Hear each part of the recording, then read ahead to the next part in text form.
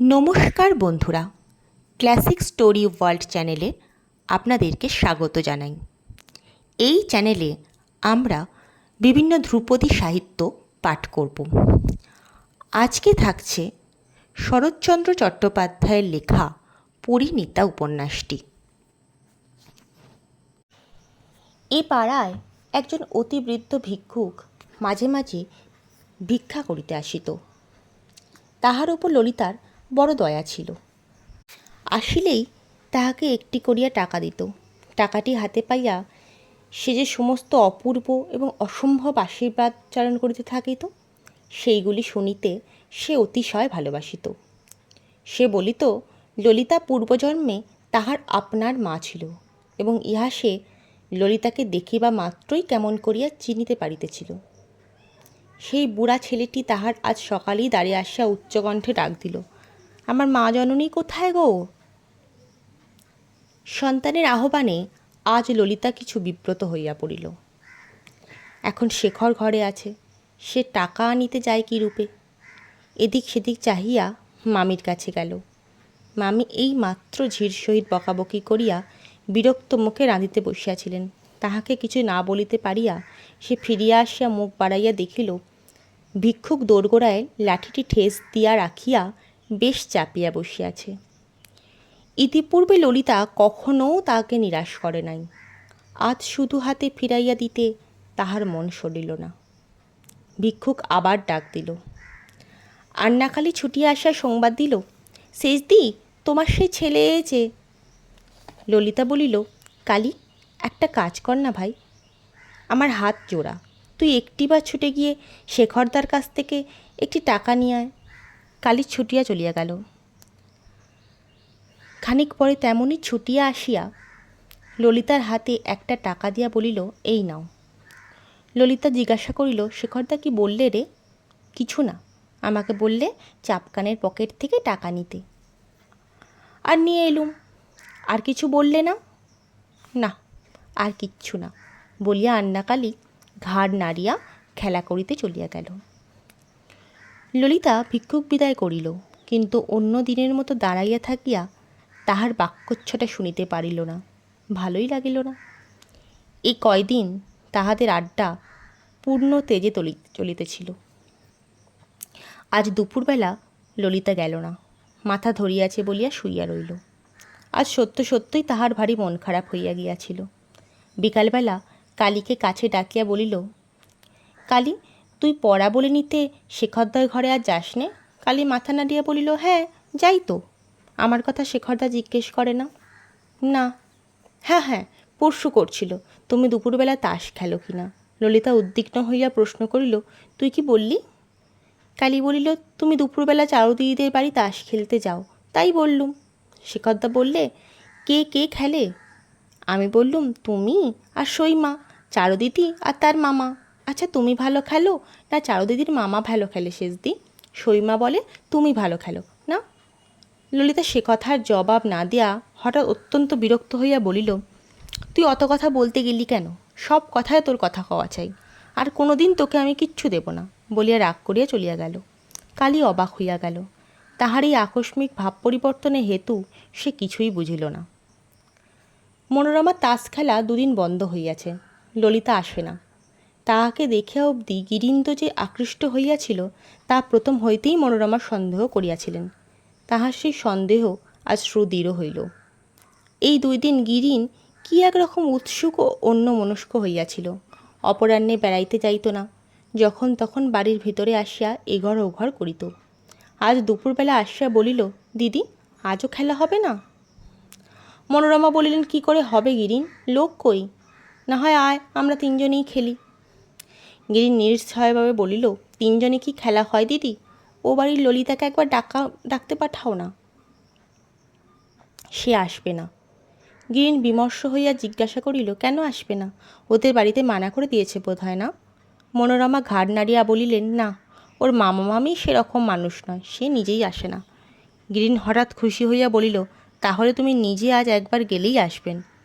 কথাটা বলিয়া ফেলিয়া সে নিজের মনেই ভারী অপ্রতিভ হইয়া গেল। মনোরমা হাসিয়া ফেলিলেন। আচ্ছা, তাই যাই বলিয়া চলিয়া গেলেন, এবং খানিক পরে ললিতাকে ধরিয়া আনিয়া তাস পাড়িয়া বসিলেন। দুদিন খেলা হয় নাই, আজ অল্প সময়ের মধ্যেই বেশ জমিয়া গেল। ললিতারা জিতিতেছিল। ঘণ্টা দুই পরে সহসা কালী আসিয়া দাঁড়াইয়া বলিল, শেষদি, শেখরদা ডাকছেন, জলদি। ললিতার মুখ পাণ্ডুর হইয়া গেল। তাস দেওয়া বন্ধ করিয়া বলিল, শেখরদা অফিসে যায়নি? কি জানি, চলে এসেছেন বলিয়া সে ঘাড় নাড়িয়া প্রস্থান করিল। ললিতা তাস রাখিয়া দিয়া মনোরমার মুখপানে চাহিয়া কুণ্ঠিতভাবে বলিল, যাই সইমা। মনোরমা তার হাত ধরিয়া বললেন, সে কি রে, আর দুহাত দেখে যা। ললিতা ব্যস্ত হইয়া উঠে দাঁড়ায় বলিল, না সইমা, ইনি তাহলে বড় রাগ করবেন, বলিয়া দ্রুত পদে চলিয়া গেল। গিরিন প্রশ্ন করিল, শেখর দাদা আবার কে দিদি?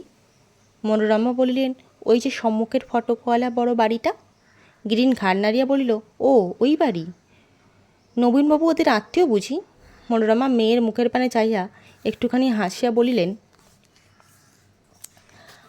আত্মীয় কেমন? ললিতাদের ওই ভিটেটুকু পর্যন্ত বুড়ো আত্মসাৎ করবার ফিকিরে আছেন। গিরিন আশ্চর্য হইয়া চাহিয়া রইল। মনোরমা তখন গল্প করিতে লাগিলেন, কেমন করিয়া গত বৎসর টাকার অভাবে গুরুচরণবাবুর মেজ মেয়ের বিবাহ হইতেছিল না, পরে অসম্ভব সুদে নবীন রায় টাকা ধার দিয়া বাড়িখানি বাঁধা রাখিয়াছেন। এ টাকা কোনো দিন শোধ হইবে না এবং অবশেষে বাড়িটা নবীন রায়ই গ্রহণ করবেন। মনোরমা সমস্ত কথা বলিয়া পরিশেষে মন্তব্য প্রকাশ করিলেন। বুড়োর আন্তরিক ইচ্ছা গুরুচরণবাবুর ভাঙা বাড়িটা ভাঙিয়া ফেলিয়া ওইখানে ছোট ছেলে শেখরের জন্য একটি বড় রকমের বাড়ি তৈরি করেন। দুই ছেলে দুই আলাদা বাড়ি, মতলব মন্দ নয়। ইতিহাস শুনিয়া গিরিনের ক্লেশ বোধ হইতেছিল। জিজ্ঞাসা করিল, আচ্ছা দিদি, গুরুচরণবাবুর আরও তো মেয়ে আছে, তাদেরই বা বিয়ে কী করে দেবেন? মনোরমা বলিলেন, নিজের তো আছেই, তাছাড়া ললিতা, ওর বাপ মা নেই, সমস্ত ভার ওই গরিবের ওপর। বড় হয়ে উঠেছে, এই বছরের মধ্যে বিয়া না দিলেই নয়। ওদের সমাজে সাহায্য করতে কেউ নেই, জাত নিতে সবাই আছে। আমরা বেশ আছি গিরিন। গিরিন চুপ করিয়া রহিল। তিনি বলিতে লাগিলেন, সেদিন ললিতার কথা নিয়েই ওর মামি আমার কাছে কেঁদে ফেললে। কি করে যে কি হবে তার কিছুই স্থির নেই। ওর ভাবনা ভেবেই গুরুচরণবাবুর পেটে অন্ন জল যায় না। হ্যাঁ গিরিন, মুঙ্গেরে তোদের কোনো বন্ধুবান্ধব এমন নেই যে শুধু মেয়ে দেখে বিয়ে করে? অমন মেয়ে কিন্তু পাওয়া শক্ত। গিরিন বিষণ্ণভাবে মৃদু হাসিয়া বলিল, বন্ধুবান্ধব আর পাবো কোথায় দিদি? তবে টাকা দিয়ে আমি সাহায্য করতে পারি। গিরিনের পিতা ডাক্তারি করিয়া অনেক টাকা এবং বিষয় সম্পত্তি রাখিয়া গিয়েছেন, সে সমস্তই এখন সে মালিক। মনোরমা বলিলেন, টাকা তুই ধার দিবি? ধার আর কি দেব দিদি, ইচ্ছা হয় উনি শোধ দেবেন, না হয় নাই দেবেন। মনোরমা বিস্মিত হইলেন, বললেন, তোর টাকা দিয়ে লাভ? ওরা আমাদের আত্মীয়ও নয়, সমাজের লোকও নয়, এমনি কে কাকে টাকা দেয়? গিরিন তাহার বোনের মুখের পানে চাহিয়া হাসিতে লাগিল। তারপরে কহিল, সমাজের লোক নাই হলেন, বাঙালি তো। ওর একান্ত অভাব, আর আমার বিস্তর রয়েছে। তুমি একবার বলে দেখো না দিদি, উনি যদি নিতে রাজি হন, আমি দিতে পারি। ললিতা তাদেরও কেউ নয়, আমাদেরও কেউ নয়, তার বিয়ের সমস্ত খরচ না হয় আমিই দেব। তাহার কথা শুনিয়া মনোরমা বিশেষ সন্তুষ্ট হইলেন না। ইহাতে তাহার নিজের ক্ষতিবৃদ্ধি কিছুই নাই বটে, তথাপি এত টাকা একজন আরেকজনকে দিতেছে দেখিলে অনেক স্ত্রীলোকই প্রসন্ন চিত্তে গ্রহণ করিতে পারে না। চারু এতক্ষণ চুপ করিয়া শুনিতেছিল। সে মহা খুশি হইয়া লাফাইয়া উঠিল, বলিল, তাই দাও মামা, আমি সইমাকে বলে আসছি। তাহার মা ধমক দেয়া বললেন, তুই থাম চারু, ছেলে মানুষ, এসব কথায় থাকিস নে, বলতে হয় আমিই বলবো। গিরিন কহিল, তাই বলো দিদি। পরশু রাস্তার উপর দাঁড়িয়ে গুরুচরণবাবুর সঙ্গে একটুখানি আলাপ হয়েছিল। কথায় বার্তায় মনে হয় বেশ সরল লোক, তুমি কি বলো? মনোরমা বলিলেন, আমিও তাই বলি, সবাই তাই বলে। ওরা স্বামী স্ত্রী দুজনেই বড় সাদাসিদে মানুষ। সেই জন্যেই তো দুঃখ হয় গিরিন। অমন লোকটিকে হয়তো বাড়িঘর ছেড়ে নিরাশ্রয় হতে হবে। তার সাক্ষী দেখলেন গিরিন? শেখরবাবু ডাকছেন বলতে গিয়ে ললিতা কীরকম তাড়াতাড়ি উঠে পালালো। বাড়ি শুদ্ধ লোক ওদের কাছে যেন বিক্রি হয়ে আছে। কিন্তু যত খোসামদি করুক না কেন, নবীন রায়ের হাতে গিয়ে একবার যখন পড়েছে, রেহাই পাবে এ ভরসা কেউ করে না। গিরিন জিজ্ঞাসা করিল, তাহলে বলবে তো দিদি? আচ্ছা, জিজ্ঞেস করব।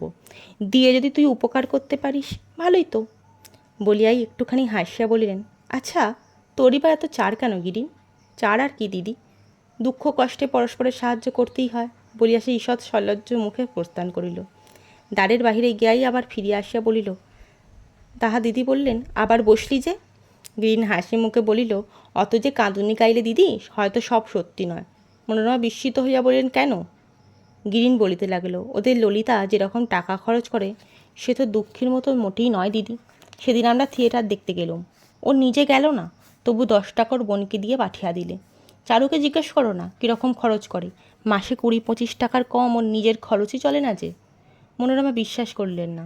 চারু বলিল, সত্যি মা, ওসব শেখরবাবুর টাকা, শুধু এখন নয়, ছেলেবেলার থেকে ওই শেখরদার আলমারি খুলে টাকা নিয়ে আসে, কেউ কিচ্ছু বলে না। মনোরমা মেয়ের দিকে চাহিয়া সন্দিগ্ধভাবে জিজ্ঞাসা করলেন, টাকা আনে শেখরবাবু জানেন? চারু মাথা নাড়িয়া বলিল, জানেন, সম্মুখেই চাবি খুলে নিয়ে আসে। গেল মাসে আন্নাকালীর পুতুলের বিয়েতে অত টাকা কে দিলে? সবই তো সই দিলে। মনোরমা ভাবিয়া বলিলেন, কি জানি, কিন্তু এই কথাও ঠিক বটে, বুড়োর মতো ছেলেরা অমন চামার নয়, ওরা সব মায়ের ধাত পেয়েছে, তাই দয়াধর্ম আছে।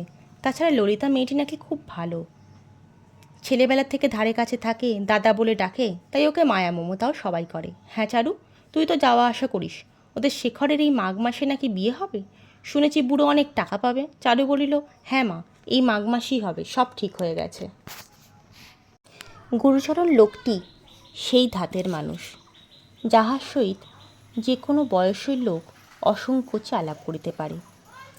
2-4 দিনের আলাপে গিরিনের সহিত তাহার একটা স্থায়ী সখ্যতা জন্মিয়া গিয়াছিল।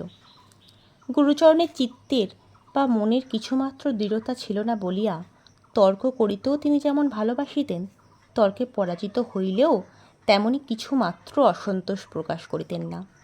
সন্ধ্যার পর চা খাইবার নিমন্ত্রণ তিনি গিরিনকে করিয়া রাখিয়াছিলেন। অফিস হইতে ফিরিতেই তাহার দিবা অবসান হইয়া যাইত।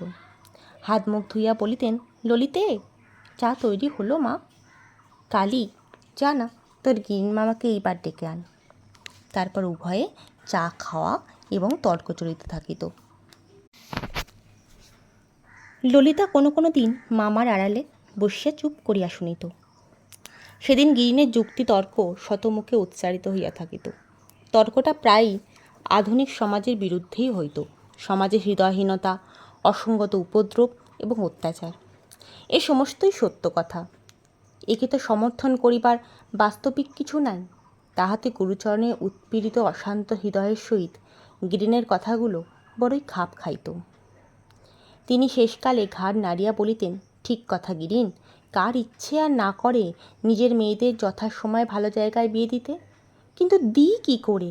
সমাজ বলছেন দাও বিয়ে, মেয়ের বয়স হয়েছে, কিন্তু দেবার বন্দোবস্ত করে তো দিতে পারেন না। যা বলেছ গিরিন, এই আমাকে দিয়েই দেখো না কেন, বাড়িটুকু পর্যন্ত বন্ধক পড়েছে। 2 দিন পরে ছেলে মেয়ের হাত ধরে পথে গিয়ে দাঁড়াতে হবে। সমাজ তখন তো বলবে না, এসো আমার বাড়িতে আশ্রয় নাও। কি বলো হে? গিরিন হয়তো চুপ করিয়া থাকিত। গুরুচরণ নিজেই বলিতেন, খুব সত্য কথা। এমন সমাজ থেকে জাত যাওয়াই মঙ্গল। খাই না খাই শান্তিতে থাকা যায়। যে সমাজ দুঃখীর দুঃখ বোঝে না, বিপদে সাহস দেয় না, শুধু চোখ রাঙায় আর গলা চেপে ধরে, সে সমাজ আমার নয়, আমার মতো গরিবেরও নয়। এ সমাজ বড় লোকের জন্য। ভালো, তারাই থাক, আমাদের কাজ নাই বলিয়া গুরুচরণ সহসা চুপ করিতেন। যুক্তিতর্কগুলি ললিতা শুধুই মন দিয়া শুনিত না, রাত্রে বিছানায় শুইয়া যতক্ষণ ঘুম না আসিত নিজের মনে বিচার করিয়া দেখিত। প্রতি কথাটি তাহার মনের উপর গভীরভাবে মুদ্রিত হইয়া উঠিতেছিল। সে মনে মনে বলিত, যথার্থই গিরিনবাবুর কথাগুলি অতিশয় ন্যায়সঙ্গত। মামাকে সে অত্যন্ত ভালোবাসিত। সেই মামার সপক্ষে টানিয়া গিরিন যাহাই কিছু বলিত, সমস্তই তাহার কাছে অভ্রান্ত সত্য বলিয়া মনে হইত। তাহার মামা বিশেষ করিয়া তাহারই জন্য ব্যতিব্যস্ত হইয়া উঠিতেছে, অন্ন জল পরিত্যাগ করিতেছে। তাহার নির্বিরোধী দুঃখী মামা তাহাকে আশ্রয় দিয়াই এত ক্লেশ পাইতেছে। কিন্তু কেন, কেন মামার জাত যাবে? আজ আমার বিয়ে দিয়ে কাল যদি বিধবা হয়ে ঘরে ফিরে আসি, তাহলে তো জাত যাবে না, অথচ তফাৎ কিসের? গিরিনের এই সমস্ত কথার প্রতিধ্বনি সে তাহার ভরাতুরা হৃদয় হইতে বাহির করিয়া আর একবার তন্ন তন্ন করিয়া আলোচনা করিতে করিতে ঘুমাইয়া পড়িত। তাহার মামার হইয়া, মামার দুঃখ বুঝিয়া যে কেহ কথা কহিত, তাহাকে শ্রদ্ধা না করিয়া, তাহার মতের সহিত মত না মেলাইয়া ললিতার অন্য পথ ছিল না। সে গিরিনকে আন্তরিক শ্রদ্ধা করিতে লাগিল। ক্রমশ গুরুচরণের মতো সেও সন্ধ্যায় চা পানের সময়টির জন্য অপেক্ষা করিতে থাকিত। পূর্বে গিরিন ললিতাকে আপনি বলিয়া ডাকিত। গুরুচরণ নিষেধ করিয়া বলিয়াছিলেন, ওকে আবার আপনি কেন গিরিন, তুমি বলে ডেকো। তখন হইতে সে তুমি বলিয়া ডাকিতে শুরু করিয়াছিল। একদিন গিরিন জিজ্ঞাসা করিয়াছিলেন, তুমি চা খাও না ললিতা? ললিতা মুখ নিচু করিয়া ঘাড় নাড়িয়া না বলেছিল। গুরুচরণ বলিয়াছিলেন, ওর শিখরদার বারণ আছে, মেয়ে মানুষের চা খাওয়া সে ভালোবাসে না। হেতু শুনিয়া যে গিরিন সুখী হইতে পারে নাই, ললিতা সেটুকু বুঝিতে পারিয়াছিল। আজ শনিবার, অন্য দিনের অপেক্ষা এই দিনটায় সভা ভাঙিতে অধিক বিলম্ব হইল। চা খাওয়া শেষ হইয়া গিয়াছিল। গুরুচরণ আজ আলোচনায় তেমন উৎসাহের সহিত যোগ দিতে পারিতেছিলেন না। মাঝে মাঝে কি একরকম অন্যমনস্ক হইয়া পড়িতেছিলেন। গিরিন সহজেই তাহার লক্ষ্য করিয়া প্রশ্ন করিল, আজ আপনার দেহটা বোধ করি তেমন ভালো নাই। গুরুচরণ হুঁকাটা মুখ হইতে সরাইয়া দইয়া বলিলেন, কেন, দেহ তো বেশ ভালোই আছে। গিরিন সংকোচের সহিত বলিল, তাহলে অফিসে কি কিছু? না, তাও তো কিছু নয়, বলিয়া গুরুচরণ একটু বিস্ময়ের সহিত গিরিনের মুখের দিকে চাহিলেন। তাহার ভিতরের উদ্বেগ যে বাহিরে প্রকাশ পাইতেছিল, তাহা এই নিতান্ত সরল প্রকৃতির মানুষটি বুঝিতেই পারেন নাই। ললিতা পূর্বে একবারেই চুপ করিয়া থাকিত, কিন্তু আজকাল দু একটা কথায় মাঝে মাঝে যোগ দিতেছিল। সে বলিল, হ্যাঁ মামা, আজ তোমার হয়তো মন ভালো নেই। গুরুচরণ হাসিয়া উঠিয়া বলিলেন, ও সেই কথা, হ্যাঁ মা, ঠিক ধরেছিস বটে, আজ আমার সত্যিই মন ভালো নেই। ললিতা গিরিন উভয়েই তাহার মুখ পানে চাহিয়া রইল। গুরুচরণ বললেন, নবীন তার সমস্ত জেনে শুনে গোটাকতক শক্ত কথা পথে দাঁড়িয়েই শুইনিয়া দিলেন। আর তারই বা দোষ কী? 6 মাস হয়ে গেল, একটা পয়সা সুদ দিতে পারলুম না। তা আসল দূরে থাক। ব্যাপারটা ললিতা বুঝিয়াই চাপা দিয়া ফেলিবার জন্য ব্যস্ত হইয়া উঠিল। তাহার কাণ্ডজ্ঞানহীন মামা পাছে ঘরের লজ্জাকর কথাগুলো পরের কাছে ব্যক্ত করিয়া ফেলে, এই ভয়ে সে তাড়াতাড়ি বলিয়া উঠিল, তুমি ভেবো না মামা, সে সব পরে হবে। কিন্তু গুরুচরণ সেদিক দিয়াও গেলেন না, বরং বিষণ্ণভাবে হাসিয়া বলিলেন, পরে আর কি হবে মা? তা নয় গিরিন, আমার এই মাটি চায় যে তার বুড়ো ছেলেটি যেন কিচ্ছু ভাবনা চিন্তা না করে। কিন্তু বাইরের লোকে যে তোর দুঃখী মামার দুঃখটা চেয়ে দেখতেই চায় না ললিতে। গিরিন জিজ্ঞাসা করিল, নবীনবাবু আজ কী বললেন? গিরিন যে সমস্ত কথাই জানে ললিতা তাহা জানিত না, তাই তার প্রশ্নটাকে অসঙ্গত কৌতূহল মনে করিয়া অত্যন্ত ক্রুদ্ধ হইয়া উঠিল। গুরুচরণ খুলিয়া বলিলেন, নবীন রায়ের স্ত্রী বহুদিন হইতে অজীর্ণ রোগে ভুগিতেছিলেন। সম্পত্তি রোগ কিছু বৃদ্ধি হওয়ায় চিকিৎসকেরা বায়ু পরিবর্তনের ব্যবস্থা করিয়াছেন। অর্থের প্রয়োজন, এতবে এই সময়ে গুরুচরণের সমস্ত সুদ এবং কিছু আসল দিতে হইবে। গিরিন ক্ষণকাল স্থির থাকিয়া মৃদুকণ্ঠে বলিল, একটা কথা আপনাকে বলি বলি করেও বলিতে পারিনি, যদি কিছু না মনে করেন। আজ তাহলে বলি। গুরুচরণ হাসিয়া উঠলেন, বললেন, আমাকে কোনো কথা বলতে কেউ কখনো তো সংকোচ করে না গিরিন। কি কথা? গিরিন বলিল, দিদির কাছে শুনেছি নবীনবাবুর খুব বেশি সুদ। তাই বলি, আমার অনেক টাকাই তো অমনি পড়ে রয়েছে, কোনো কাজেই আসে না, আর তারও দরকার, না হয় এই ঋণটা শোধ করেই দিন না। ললিতা ও গুরুচরণ উভয়েই আশ্চর্য হইয়া তাহার দিকে চাহিয়া রইলেন। গিরিন অত্যন্ত সংকোচের সহিত বলিতে লাগিল, আমার এখন তো টাকার বিশেষ কোনো আবশ্যক নাই, তাই যখন আপনার সুবিধে হবে ফিরিয়ে দিলেই হবে। ওদের আবশ্যক, সেই জন্যই বলছিলাম যদি। গুরুচরণ ধীরে ধীরে বললেন, সমস্ত টাকাটা তুমি দেবে? গিরিন মুখ নিচু করিয়া বলিল, বেশ তো, তাদের উপকার হয়। গুরুচরণ প্রত্যুত্তরে কি একটা বলিতে যাইতেছিল, ঠিক এই সময় আন্নাখালি ছুটিয়া আসিয়া পড়িল। শেষদি, জলদি, শেখরদা কাপড় পরে নিতে বললেন, থিয়েটার দেখতে যেতে হবে, বলিয়া যেমন করিয়া আসিয়াছিল তেমনই করিয়া চলিয়া গেল। তাহার ব্যগ্রতা দেখিয়া গুরুচরণ হাসলেন। ললিতা স্থির হইয়া রইল। আন্নাকালী মুহূর্ত পরেই ফিরিয়া আসিয়া বলিল, কই উঠলে না শেষদি? আমরা সবাই দাঁড়িয়ে রয়েছি যে। তথাপি ললিতা উঠিবার কোনো লক্ষণ প্রকাশ করিল না। সে শেষ পর্যন্ত শুনিয়া যেতে চায়। কিন্তু গুরুচরণ কালীর মুখের দিকে চাইয়া একটুখানি হাসিয়া ললিতার মাথায় একটা হাত দিয়া বললেন, তাহলে যা মা, দেরি করিস নে, তোর জন্য বুঝি সবাই অপেক্ষা করে আছে। অজ্ঞতা ললিতাকে উঠিতে হইল, কিন্তু যাইবার পূর্বে গিরিনের মুখের প্রাণে সে যে গভীর কৃতজ্ঞতা দৃষ্টি নিক্ষেপ করিয়া ধীরে ধীরে বাহির হইয়া গেল, গিরিন তো তাহা দেখিতে পাইল। মিনিট 10 পরে কাপড় পরিয়া প্রস্তুত হইয়া সে পান দিবা ছুতো করিয়া আর একবার বাইরের ঘরে নিঃশব্দ পদক্ষেপে আসিয়া প্রবেশ করিল। গিরিন চলিয়া গিয়াছে। একাকী গুরুচরণ মোটা বালিশটা মাথায় দিয়া চোখ বুজিয়া শুইয়া আছেন।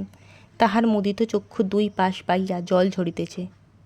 এই যে আনন্দাশ্রু, ললিতা তাহা বুঝিল বলিয়াই তাহার ধ্যান ভাঙিয়া দিল না।